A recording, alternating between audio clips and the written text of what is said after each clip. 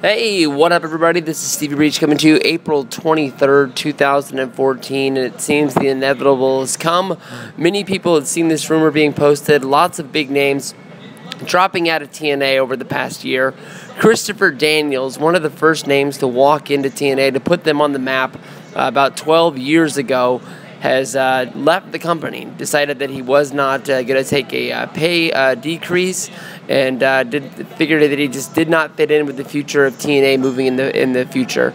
It's a sad thing to say because honestly, although that I haven't been a regular viewer of TNA Impact Wrestling as of late, Kaz and Daniels seem to be the one act that TNA had that just seemed to be the cat's meow, I guess you can say.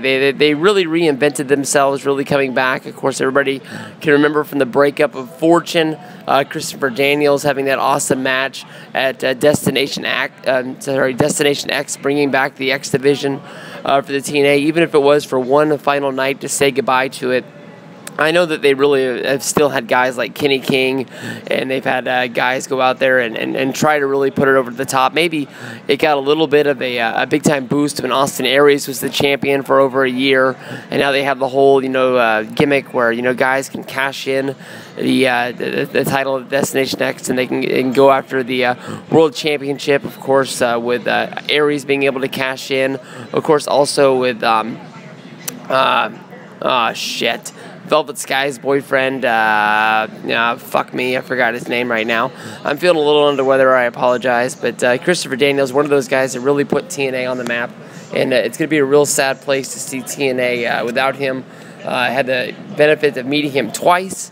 Both times he was a really, really nice guy. Once was at a Sacramento TNA Impact live show, and another time was, of course, at Bound for Glory, getting the big picture with Bad Influence. Will be listed below down in the description box. But sad to say, Daniels is on the way out, and he's a free agent.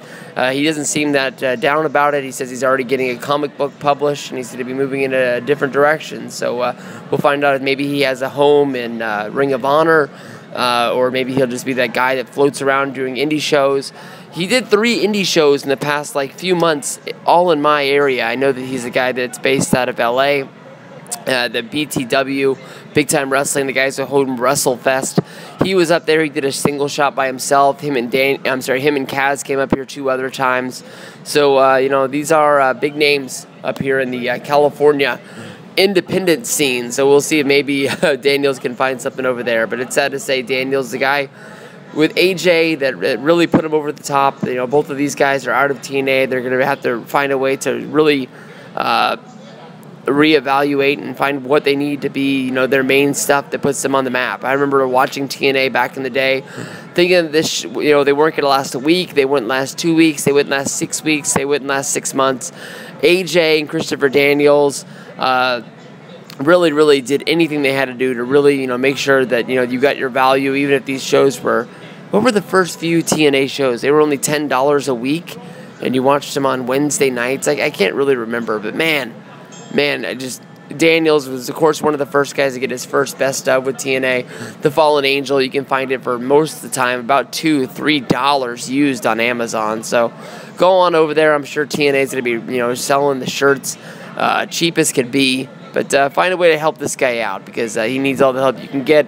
What a great wrestler, what a great career, and we'll see what he does moving into the next direction.